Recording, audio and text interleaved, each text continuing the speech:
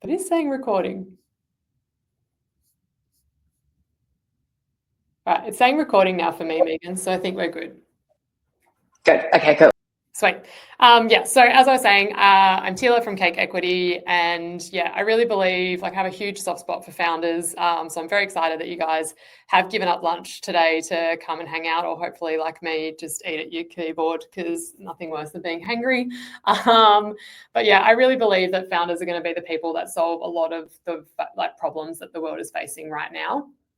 But the thing is, and why this topic is super important, which is ESOP, is that it is really challenging to do a whole startup on your own. I think probably almost impossible. I mean, with AI, who knows now? But I would say at this point, still pretty challenging to do it solo. So you really need incredible teams next to you, and they need to be driven by the same mission and really be all in. And you know, the secret, we think at Cake, to building those teams is exactly what we're diving in today, which is through ESOP and creating like that mini founder mindset through equity ownership. So it's not going to be a theory session. I really want to make this practical. Please jump into the chat with any questions. Megan, feel free to interrupt me anytime if I'm missing anything. But yeah, let's dive in. One thing I will flag that I should have before is on the side, if you haven't joined us and used a Butter webinar before, there is some reacts on the left-hand side. Also, if you have a comment, question, or an idea, if you hover over Q, it'll give you the option to put your hand up. But I will also be watching the chat if you want to jump in with questions. It's always best when you jump in when you think of something, because somebody else is probably wondering it too. Totally. Love it. All right, so a little bit about Cake first. We are the leading cap table and equity management software platform. We are Australian, like proudly Australian. We have over 20,000 customers that use our platform, and incredibly proud that they have issued over 250,000 option grants through our platform in more than 80 countries. And we're really on a mission, as I said just before, to accelerate team motivation through equity and ownership. We started, we're mostly based up on the Gold Coast and started in 2018. Our biggest market is currently the US, but we really love the Aussie ecosystem and giving back like whenever we can. And yeah, I'm super excited and happy to be here with the AFC because I really love what you've built, Megan. I think it's an incredible community of founders. I'm part of the Slack. I love seeing everyone helping each other. It's really what lights me up and why I love being part of this ecosystem. And yeah, I just really love making complex stuff simple. And yeah, I certainly remember my first startup role where I was offered offered ESOP, and I was like, I have no clue what this is. I'm just going to push harder on salary. So it's a full circle moment now to be able to explain it to other people, which I'm really excited to do. So, great. What we'll run through today, we're going to cover why equity matters, understanding how options actually work. So some of like the basics, the nuts and the bolts, the jargon, like what does it all mean? We're going to give you some practical steps in terms of how to actually set up an option pool. And then we're also going to talk a bit about how to motivate your teams in an ongoing fashion. So beyond like that hiring point, how do you keep your team engaged and motivated? Because startups can be a bit of a roller coaster. So how do you keep everyone on board and having fun? As I said before, like just jump in, and Megan said too, just drop questions in the chat. And by the end of this, I really hope you'll have a clear roadmap for implementing ESOP in your company. So before we get straight in, let's talk about like why equity and why you would offer anyone ESOP in your company or in your team. For us at Cake, we have this core belief that drives everything we do. And that is that a motivated group of people is really an unstoppable force for good. And we really think that equity sits right in the center of that motivation. So if they own part of the company, like they have that mini founder mindset, it gives them skin in the game and it really motivates them because when the company wins, they win. You know, we've heard stories from Culture Amp. So Luke, the founder, just speaking about how meaningful it was to be able to share that unicorn success with the early team members because they came in early, they helped build it alongside the founders, and they were able to reward and recognize that team that came in and took that risk to help them build Culture Amp. And I think that's that thing of like, once you get that team that has that skin in the game, it's just, yeah, motivational and also just like super accelerating.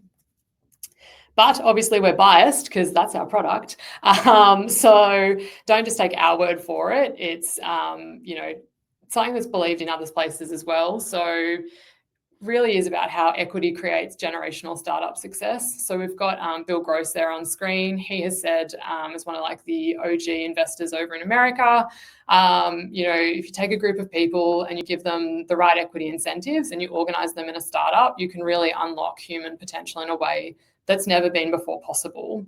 And in the US, and I feel like they've been going for obviously a bit longer, it's a very like far more mature and established startup ecosystem than what we have here in Australia. But the venture investing community in the US actually started in the 1950s, post-World War II. So what we're seeing over there is like the fifth or sixth turn of the flywheel. And the PayPal mafia is a really great example of that.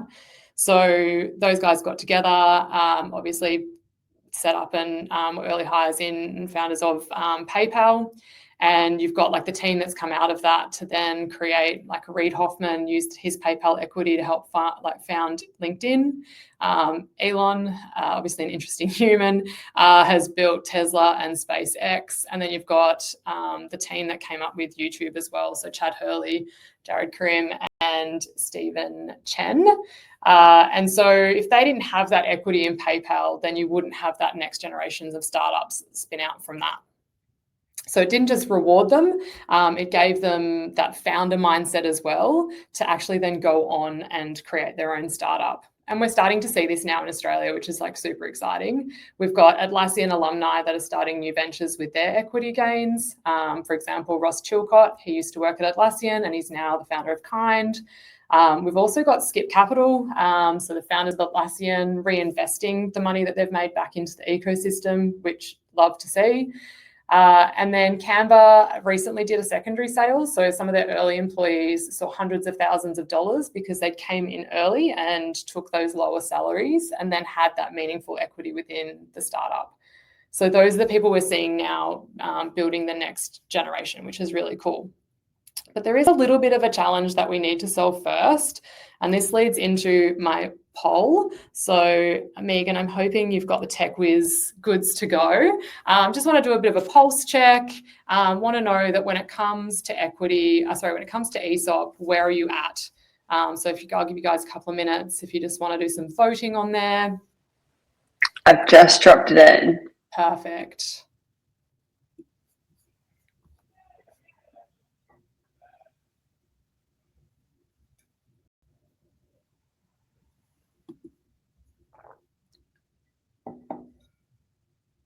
Cool. It looks like largely people are keen to hire new team members, but are not sure how to do ESOP. Perfect. Great. I love it. So the challenge that we need to solve is the equity knowledge gap. So at Cake now, being sort of 7 years into the business, we've got some really cool data that we're starting to pull out of the system. And what we're seeing, which is relevant for those of you that are looking to hire and bring on new team members, is that 54% of startup employees are saying that they are highly motivated by equity. And more than 60% of them are saying it's an important factor when they're accepting a role. But the gap exists where only 50% actually understand what their equity is worth. So that's where we love to imagine how much more motivated and engaged teams would be if they actually understood the value of the equity. So they know that it's important, but they don't really get why. And I think this sort of is a symptom of an asymmetry in knowledge problems. So as founders, if you've ever gone out to raise capital, you've probably had conversations with investors, and usually they know a fair bit more about equity than what most average founders do. So often founders will find themselves on the back foot in terms of negotiating and sealing that investment deal. And that then gets reversed when it comes to the ESOP space. So founders will generally have more of an idea once they get to the start of setting up these ESOP pools of what ESOP actually is versus the employees who don't really have that knowledge. So what I'm hoping we can do is give you guys the tools to be able to bridge that gap and really explain equity, have a solid understanding yourself, and then be able to explain that on to your team.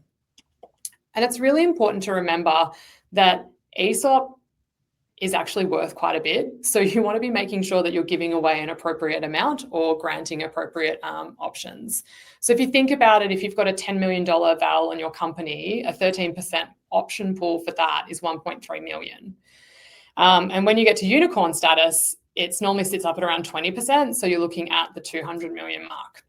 So they become your largest group of stakeholders or shareholders within your business as well. So you really want to make sure about that they know what they've got, they know what the value is. And yeah, if your team doesn't really understand that, then they can't really identify with it or be motivated by it. So let's jump a little bit more into how we solve for that knowledge gap.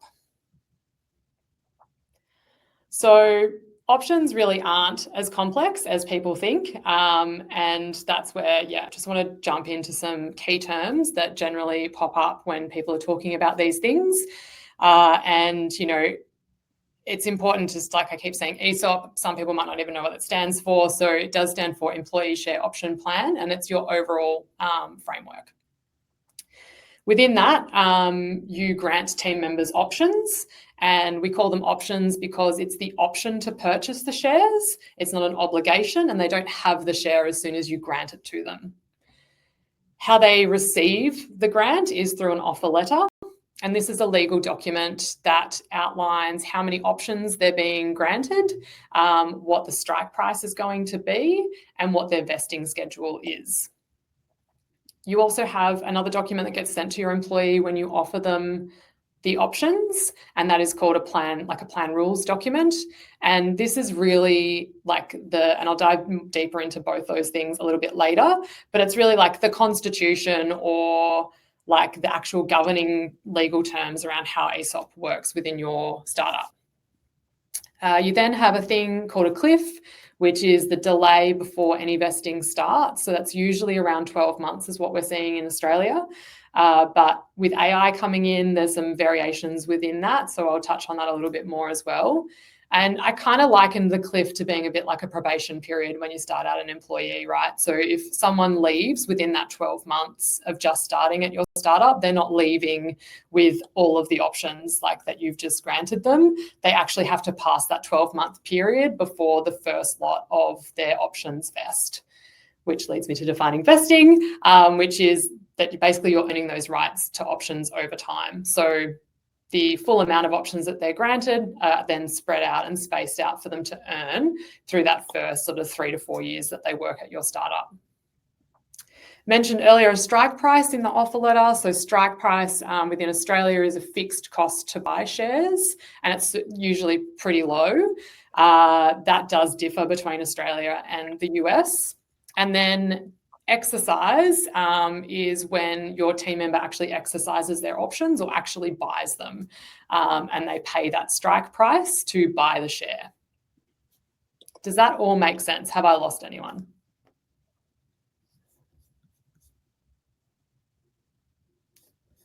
Makes sense to me. Great. Perfect. So at Cake, we love to talk about and share like the knowledge that we have through the data in the platform. So what we can speak to here is like what we see as industry standards or option norms. And what we're seeing at the moment is that generally most people will set up a 10 to 15% option pool size for pre-seed and seed stage companies. And I think nothing down on that at Cake, like we really see 95% of startups are doing an option pool for the first time. They will probably stick to that 10%. Again, the norms is a 4-year vesting period with a 12-month cliff. Like that's pretty standard that everyone uses. In Australia, we do have these wonderful things called startup concessions. It's not often that we like the tax office, but these things do make it incredibly tax effective.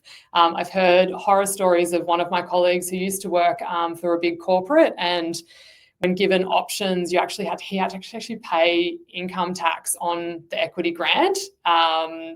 Whereas with startup concessions, you generally don't pay tax until you actually sell the shares and realize that capital gains. It's important to note that as you progress with your startup, you might be going from seed to Series A, that ESOP pools do need to be topped up at each funding round. So 10 to 15% isn't your forever limit. And I think that's important to note, especially if you're going on to raise. Generally, investors will insist that the option pools are set up before or even topped up before their money goes in. And they insist on that because it means that you are taking, and like the existing shareholders take more of the dilution rather than it sitting with them. So that's just something to be aware of.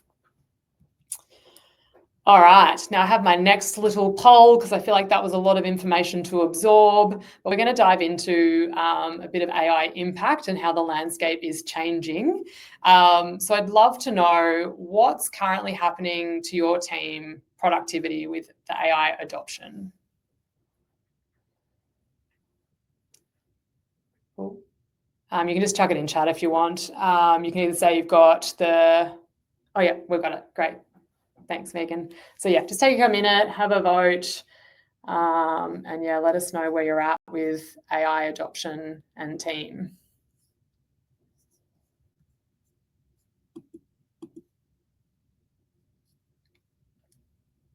So we've got some people still figuring it out. I feel like that's pretty normal. Some who are sitting at same size, higher productivity. I feel like that's definitely us at Cake.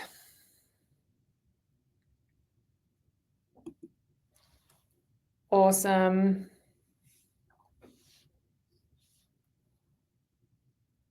Oh, Megan, you're on mute.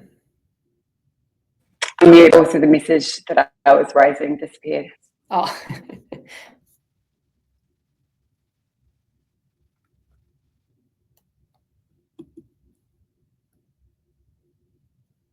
All right.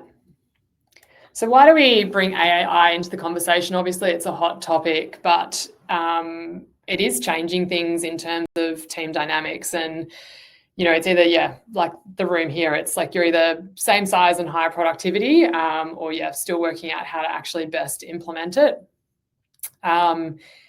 We see this as impacting ESOP because it's changing the makeup of your team, essentially. So you would have to have been living under a rock if you hadn't realized that a lot of more funding is going to AI startups.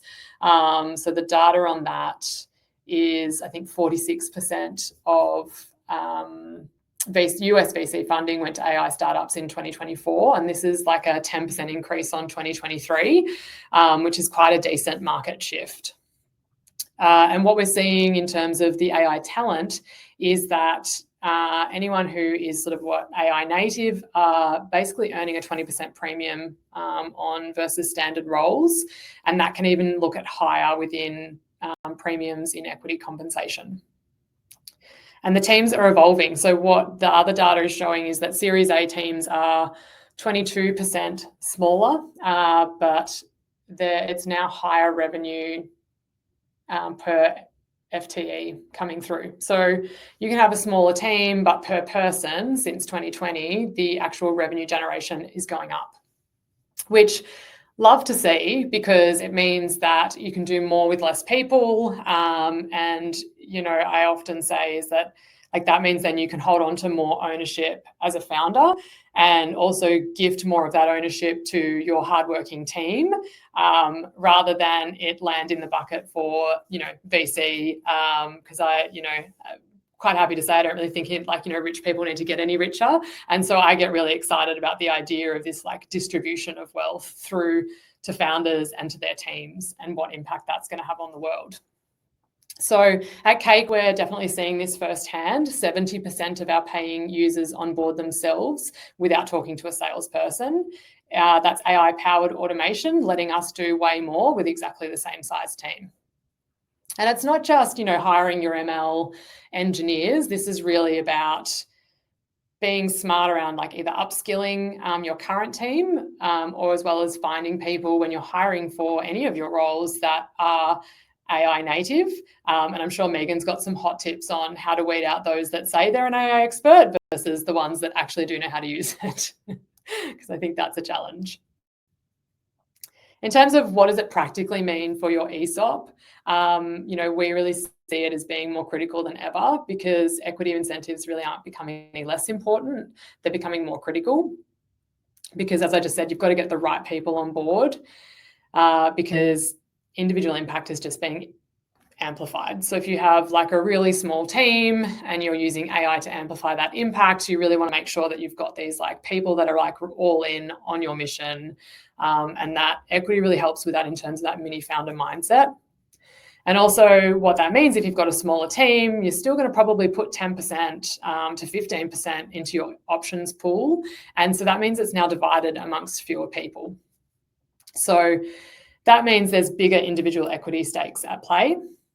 But the other thing that we're seeing is that you might need to be a little bit more flexible around, I've just talked about industry standards, and now I'm going to say that maybe we need to be a bit more flexible and creative with those. And so one example of this is moving away from that standard 4-year time-based vesting. For top AI talent, you might need to look at milestone-based vesting, which the options vest when they ship a specific feature or they hit a particular performance target that you've predetermined and agreed on. I guess one of the key takeaways here, and we'll touch on it some more, is like you really want to set up your ESOP pools really early. So even if you're not at the point to start looking to hire, you still want to have them carved out, because having your ESOP ready to go means that you can move fast when you are ready to hire. So with that context, let's get a little bit more practical about how to set it up. Really going to, just give you some of the basics and how to put it all together. So I kind of touched on when to set them up. I mean, it's one of those jokes of like, when's the best time to set it up? It's like yesterday, next best time is today. But you can set up your option pool right at company formation, and it just sits there ready to go. Generally, with your first hires, you're going to need to have that 10 to 15% pool set aside. And as I mentioned earlier, around 95% of what we're seeing for Aussie founders here is that they're sitting at that 10%. And as I already mentioned, you will have, like, if you are looking for seed, pre-seed investment, most investors will insist that pool is set up before they put the money in, so that they are not diluted and it comes from your founder equity. And we've also had customers who really wanted to hire, there was one story in particular, this customer really wanted to hire a key person, and they had this person lined up and they're ready to go, and that person was very keen for ESOP. And the customer unfortunately didn't have the ESOP already set up. They had a few shareholders already part of their startup. And that meant that they then had to get shareholder approval to set up the option pool and get all the sign off. So it took a lot longer than what it would do if it's just you and your co-founders setting it up at the start. And what that meant was they actually got really close to losing that key hire because the equity offer was not ready to go. So the earlier you set it up, the better, the easier it is. And, if you're getting in that really early stage, there's going to be a lot fewer cooks in the kitchen that you've got to approve and appease. What you need when you're setting up your ESOP is basically all listed here. So you need a structure, so what you're offering and who you're offering it to. So you need to have some ideas around what that looks like. Is it going to be equal to everyone across the team? Is it only going to, leadership? What's the ethos of your company in terms of that? You need to have your plan rules set up, which I touched on a little bit earlier. So they've got all different considerations within them. So it's not just the vesting and how you grant it and what's given. It's also what happens if that person leaves. The different considerations around if they're a good leaver, so they're leaving on good terms, versus they're a bad leaver and maybe not the person you thought they were when you hired them. How do you, what options do you have around regaining that equity so that they don't leave with a big chunk of it? And how do you recycle that stuff back into the pool? You'll need to sort yourself out a grant letter. So that's kind of more the individualized document to each employee as you send it out. So that will have generally a different amount of equity granted to different positions. So that will all need to be stipulated, as well as what the vesting period is going to be, what your cliff is going to be. You'll likely need an NTA valuation, so that's setting the strike price. It's normally a fairly nominal amount, can be like pretty low in Australia, so it can be like 5 cents an option or 5 cents a share. Equity benchmarking is super helpful, and I'll dive into that a little bit more as I go. But yeah, one of the questions that often comes out to us is like, well, how much do I give each person? So one of the cool things within the Cake platform is we actually do have an equity benchmarking tool. So you can actually just plug in, hey, and I'll demo it in a minute, but you can plug in the position, the seniority, and what stage your company is, and it will give you a guideline as to what equity to grant that person from your pool. And then also liquidity. So how and when can your employees actually get their money out? And there's lots of cool and different things that people do within that, whether it's part of secondary sales, whether it's, at a next raise. I was saying to Megan before I jumped on this call, I'm actually working out of an office space in Wollongong for a startup called Easy Agile. They've got some really cool stuff that they do around their liquidity and their ESOP. They actually offer annual programs for team to be able to sell their options back and get cash out. So yeah, you can do some cool and interesting things about that, but obviously need to set them up with legal guidance.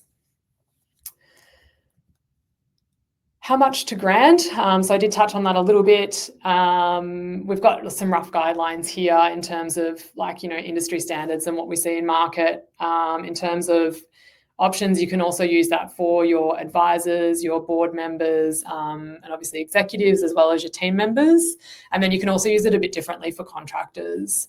So for example, you can see all those numbers there on the slide. I won't read them to you, but for example, when Cake first started, we actually were a legal services organisation, and so we had a bunch of lawyers that worked for Cake, and we were less on the SaaS side of the business. But they made the decision, we made the decision to pivot, and as a result of that, our revenue went to zero overnight. So Cake had a key advisor at that time, Dean McAvoy, is one of the well-known stalwarts of the startup ecosystem. He was in Sydney, and he really helped our team manage that strategic pivot decision. There's literally no way going to zero revenue overnight that we could have afforded to pay him for his services. So equity incentives based on milestones was how that made that relationship work. And he really helped get us to the point where we could make that decision and start charging forward again. And as a result, has been rewarded through our valuation's gone up. So therefore his equity and options is worth more. So where that works also for contractors, again, is kind of more around that space of, you can look at deliverables in terms of a certain feature within your platform, might be the milestones in terms of the vesting period. And so that's how you can make that work for each of those different populations within your team. In terms of the plan rules, so just some more dot points on this. It really is about it's just an overarching framework for that. Dictates who's eligible within the organisation or within the startup to receive options. As I mentioned before, the vesting and leaver rules. So what happens if people leave when it's good versus bad circumstances? Are there any transfer restrictions? Can they just give their options to someone else? And also after they leave, what the time period is that you want to stipulate for them to still be able to exercise those options if they have vested. In Australia, I feel like it's fairly loose, but I know in America there's definitely time constraints around that. Yeah, so that's one of the next questions. Good question, Damien, in terms of the trust. Within your plan rules, you would have trust parameters around that to whether you enable people to have trust hold ESOP. And it's something that, so within the CAKE platform, we have templates that are fairly robust that cover plan rules and your letter offers. And were developed in partnership with some of our legal partners. But what we always recommend is that, if you want to do anything a little bit different, it's best to seek legal advice. And at this point, it's always really important to remember that in the startup space, you need legal advice that comes with experience of startups. So you don't want to just pop next door if your neighbour's a family lawyer. You really want to make sure that you're getting someone who has startup experience that can speak to these spaces.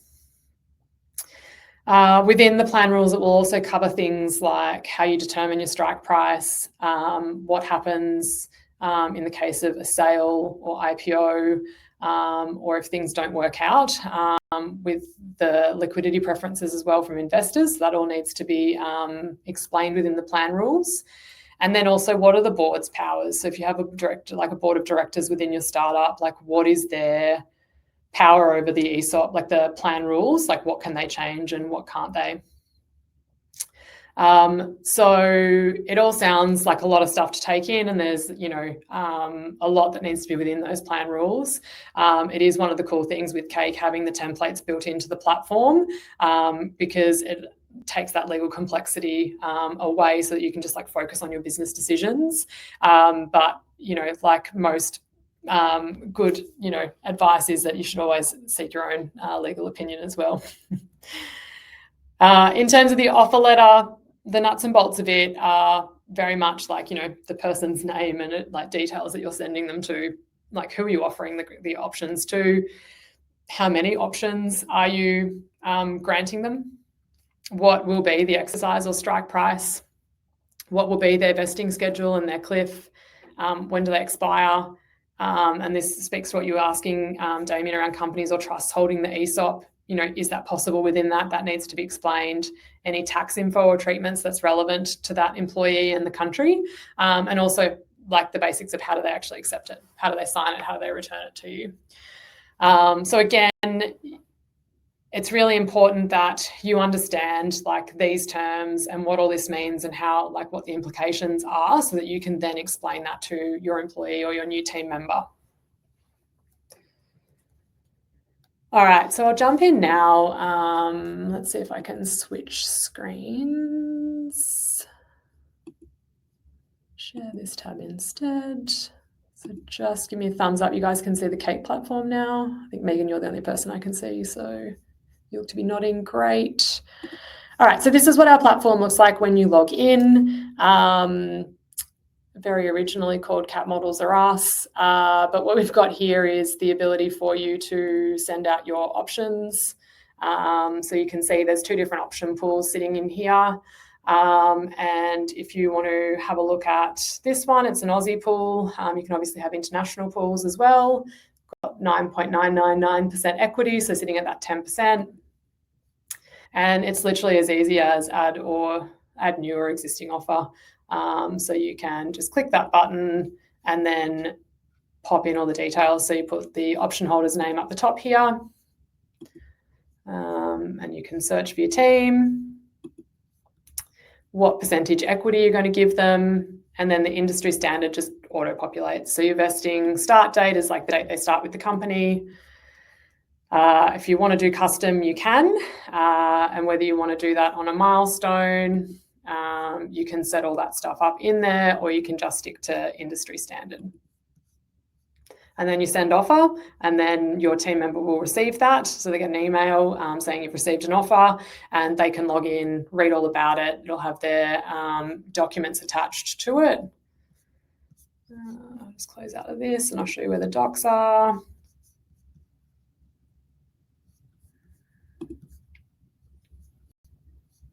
So you can see down here the offer letter and plan rules that will just automatically get attached to that offer when it goes out, and that will auto-populate the employee's details for your team. But the question that, in my past life, I was at Techstars before I was at CAKE, and so many founders would just be asking, how do I know what to offer people and how much to give them? So in our tools section here, we do have this equity benchmarking tool, which we really love. So you can look here and go, okay, cool, I want to put someone in marketing and growth. they're going to be a mid-level hire, and I'm currently a seed stage company. So what you can look at here is that a mid-level hire in a marketing growth at a seed stage company generally gets, like, mid-level is 0.1% equity. So it allows you to know with high confidence that that's what we're seeing the vast majority of our customers do on the platform there. What you will see is if it's a, position and level of seniority, like if the combo is something that we haven't done a lot of grants or a lot of options on, it will actually tell you that there's like lower confidence on that number. So you can, take it with a grain of salt. Cool. I will just go back to the Prezzo for a second. I do have one other thing that I want to show you in the platform, but I will jump into what we do for, find my butter screen again. Great. Advisor options. So, I've already spoken to the example of Cake using Dean McAvoy to help get us going from flipping from a service business to a SaaS platform. But we also have another example where we used this exact framework so this is Founders Institute, and it is very much, it's open source, widely used, very solid agreement to use with your advisors. And it breaks it down in like those time commitments. So different levels are based on hours committed and services provided. And so we used this exact framework when we were expanding to the US. We had advisors with really strong networks that helped us with our go-to-market. We couldn't afford salaries, but using equity incentives with the fast agreements accelerated that learning and gave us access to startup networks that we would never have otherwise had. In terms of the benchmark models for non-VC model bootstrap scale up, totally agree, Dean, it definitely does change the pool size and individual offers in terms of your ownership. So the more you bootstrap, obviously the more you own, which is something we're definitely big fans of. What I would say to that is we don't probably have that benchmarking data as clear in terms of those are the two-stage companies we're at. But what I think we see our customers doing is thinking about where their company values and their startup values lie and how that meets within the market. So I was going to speak to it a little bit later, but I feel like sharing now. As I mentioned before, I'm at Easy Agile, and they have some different buyback options within their ESOP pool and their rules. And these guys are very much bootstrapped. They've had minimal investment and they're doing quite well. And the other thing they just recently did, so we had some long conversations about it, myself and the founder here, about how to offer ESOP as incentives. And so I think that it's a case of what you can do is you've got that market knowledge of what are VC-backed startups doing. You can then have a look at what your startup values are and then see where you align in that scale as to what you want to offer. So I think it gives you more flexibility with what you're offering in your options comparable to the VC backed startups. So hopefully that answers that question. I'll speak a little bit more in depth about the motivating team stuff because I get excited about that bit and it's right about where we are. So it's a great segue. As I said at the start, you really want to make sure that your team feel like mini founders. So not just employees with some equity that they don't really understand what that even is, because that ongoing motivation and the ownership is really where the magic happens. So the unicorn question is how do you motivate your team? And I think that it happens along all stages. I think having that really clear communication around in that hiring phase, you obviously want to really make sure that you're hiring someone who is a good fit for your startup. And that's definitely not my area of expertise, but, having that real clear vision of what you're looking for within your team is super important. And I think that it's about really establishing what the company culture is like. You really want to make sure there's values alignment between the person you're recruiting and your startup. And you want to make sure they actually understand what options and ESOP is and how it works within your startup. In terms of making offers, you really want to make sure that you've spent that time ensuring that your plan rules are actually human readable. So a lot of legal documents, full legalese. You really want to make sure that your team understands when you're making that offer, or that new hire understands when you're making the offer, that what ESOP actually is, what the rules are around it, and they've got like full comprehension of what that offer entails. Something we do at Cake is we have a Slack channel in terms of vesting celebrations. So it was going off today. A bunch of people have hit like 3-5 year milestones, pings when people come off cliffs, not literally, obviously vesting cliffs, not actual cliffs.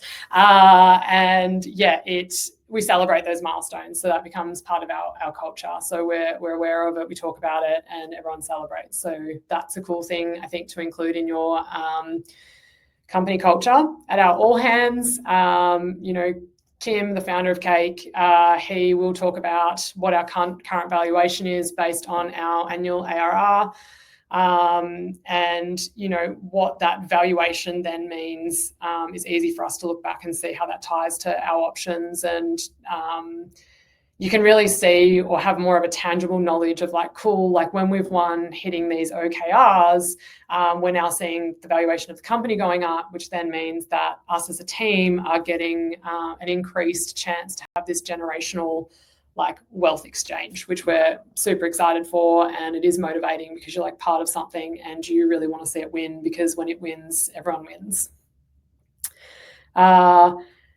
I'll jump back into the platform just quickly and show you. So we've got a employee side of the platform. Hoping that's showing now. So you can jump in here to the My Cake portal. And so what this will show you is like a bunch of education that we have set up within the portal for your employees to actually understand all these terms and all these things that we've just talked through. And it's often something that I hear customers like coming up to me at like conferences and events saying, yeah, I get ESOP, but like the team just really doesn't get it. Like, what can we do to get them across the line? So based on that feedback, like we've put together a bunch of these little explainer videos. What is vesting? Vesting is all about bringing you on the and teaches them the basics around that. What are stock options? Like, why do they have to pay to exercise? All of that stuff is explained within their side of the platform. There's also this cool feature that we have within the platform where you can actually look at what your equity might be worth. This is very much a like demo account, so it's not real numbers. But what you can do is you can look at when the valuation changes.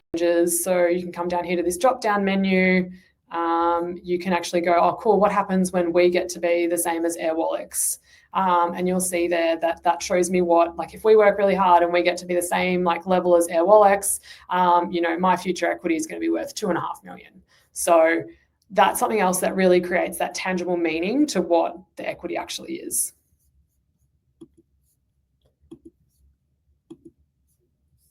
And bear with me 1 second because I've totally lost. There we go. Great.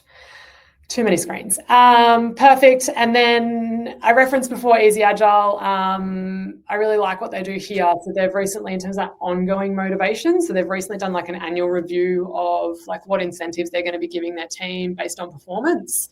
And this sort of speaks to your question, Dean, around like how do you do it when you're more bootstrapped? What these guys have done here is very much just had a look at and assess their company values. They've come to an agreement as a like leadership group that impact is impact, no matter whether you're part-time, full-time, where you sit within the organisation. They had different levels of incentives offered for leadership or managers of teams versus then individual contributors. But if you were an individual contributor that worked part-time and you were considered to be what like they sort of had at 1, 2 or a 3, if you were a 3, which was the top, you actually were granted more options based on the fact that you're a 3, not as a percentage of your salary, not as a percentage of your like pro rata in terms of hours worked. It was actually just across the board. So for them, like one of their key values is like that equitable access to the rewards. And so, you can really make up your own rules in that space. And I think that's super cool that if you're working part-time for whatever reason, but you're deemed to have like a significant impact on the business, you're rewarded the same as your full-time counterparts. So I feel like that's just like a really awesome way to recognize your team and really motivate everyone to keep pushing forward. Already touched on the equity explainers and the things like that we have within the platform. One of the cool things that we often see when customers' teams are accepting their offers is they get to put like a little emoji next to like what they would like to use their equity towards. Probably comes as no surprise. Lots of people are putting a little house there. It's really about giving them that tangible space to connect with, like, what will this equity mean for my life? How will it change it? What do I want to do moving forward? There's some quotes on the screen there. I've heard some really cool stories from one of our other customers, Upcover. So they have a globally distributed team with folk in Nigeria and in Spain. They did some secondaries sales for their team with a recent raise, and it was life-changing for some of their team members in those countries, where buying their first ever generational home or being able to afford a car for the first time. So it's super empowering thinking like that's the impact that your startup can have for these people. And yeah, like it's what makes me, like, gives me goosebumps. Like I get really like excited to hear what people have done with that. What we have set up, and we'll dive into questions anytime from now. I will quickly show just the partner page that we've set up for Aussie Founders Club. It does give you a discount if you sign up to Cake for the 10% off for your first 12 months.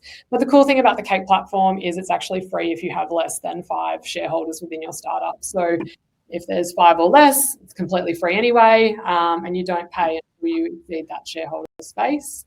But some of the cool stuff that we have up in here is this equity toolkit. So we've got a bunch of open source resources that completely free and don't involve the platform. If you're looking to do a raise as an investor CRM, there's an options planning template. There's some key legal templates there for issuing equity. And we've also got a capital raise toolkit that we've put together where there's a bunch of like resources. So if you are looking to raise anytime soon, those are all in there as well. And all of that, is accessible by scanning that QR code. That is the link in the Slack after this as well, and we can put it in the newsletter. Perfect.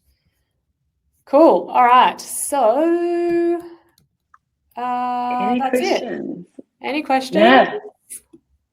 Well, let me know. Oh, okay. We've got Liz. You can jump on. You can unmute your mic if you like. Great.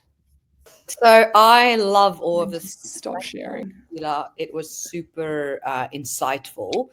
I have a bunch of questions, but I'll start with just the 2 that I dropped in the chat. Yep.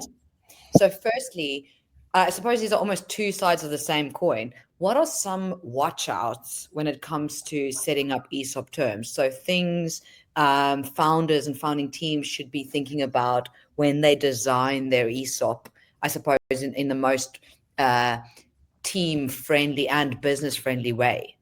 Yeah, I think that it's a really interesting problem, right? If you've got to safeguard yourself, but you also want to really look after your team. So I would say that the main things that you really want to think about in your plan rules is what happens if you have that bad leaver. So if they are someone that, really hasn't worked out within your team, you really don't want them leaving with a chunk of equity that, or a chunk of options that they can still exercise. So I think it's making sure that, obviously we recommend seeking appropriate legal advice. I'm 100% not a lawyer, but you really want to make sure that you've factored that in of if it doesn't work out, how are you going to be able to protect that equity yourself? And then I think in terms of how do you really be team focused, I think that generally would come back to the startup's own values. So I think that it's having that clear picture of as a startup, what are your values? How do you want to reward your team? And how do you want to encourage them to be those mini founders that really buy in and are all in on your mission? And I really think that's kind of almost like a personal thing. I know I have my biases, which is why I love what Easy Agile's doing, because I feel like it really aligns in terms of there's a lot of like, you know, equity across the board. From like more of an accessibility point of view, not actually equity as in like the equity of the business, which is where it gets like confusing because there's like the two meanings to that word. But yeah, so I think that that's very much what you want to watch out in. And then I think too, probably the other thing, if you want to be team focused, is thinking about how do you communicate if you've got investors on board and you've taken money from them and they have liquidity preferences, how are you then going to communicate that with your team? So like if an investor's going to take, you know, like if there's a liquidity event, whether that's a sale or a folding of the business, if the investor has these overarching liquidity preferences, they're going to get their money back out before your team is.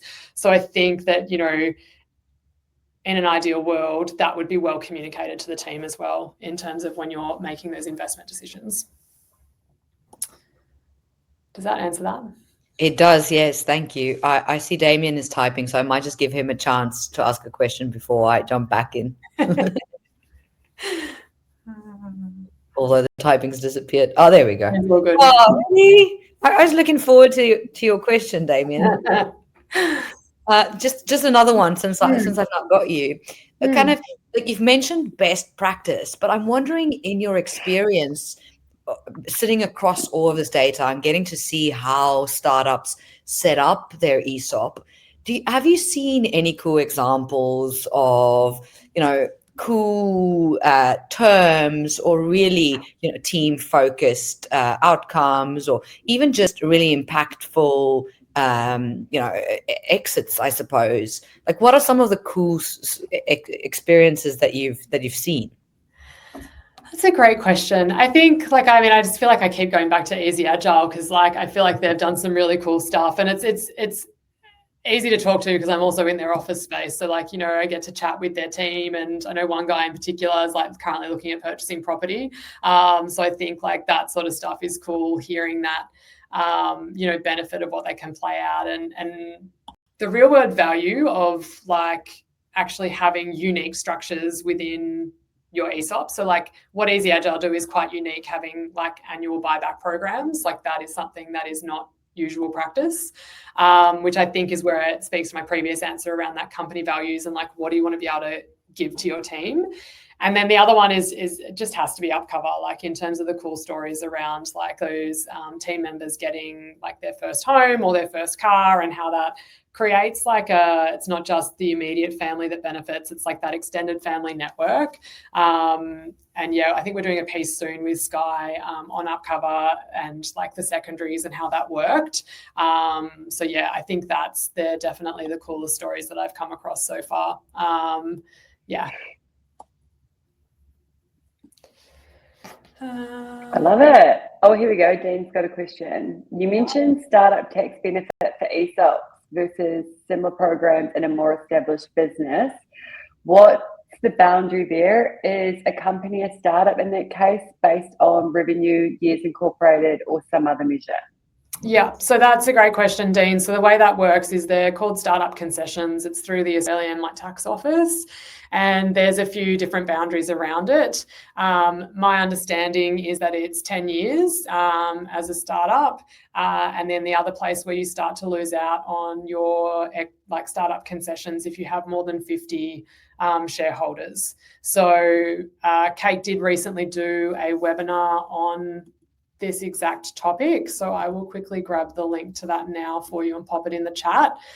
So we had a subject matter expert from William Buck come in and actually present that one.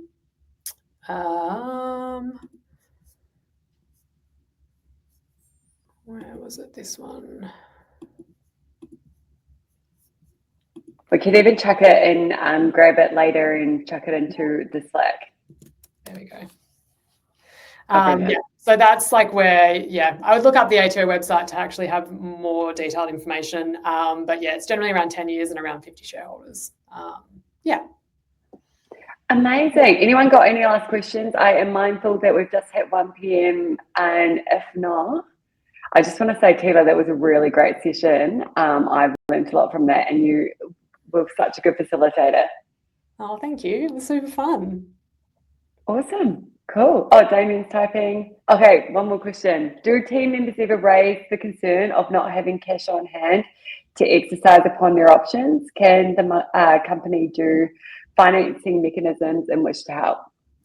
That's a great question. I feel like that would be one that I'd probably refer to one of our partners to give you actual advice on, because that's sort of, our platform is very much a platform and not an advice giving piece. But what I would say is there's been some media on this, I think, recently with Canva flipping up to the US, and how for some people to actually, exercise options / have them became financially quite challenging. So I don't have a clear answer on that. I think there is ways that you can do it, but generally in Australia with the NTA, it's like 5 cents or 1 cent per option. I think it would just be probably up to the individual startup to chat with their legal advisors and work out, accountant advisors, and work out what's best for the org.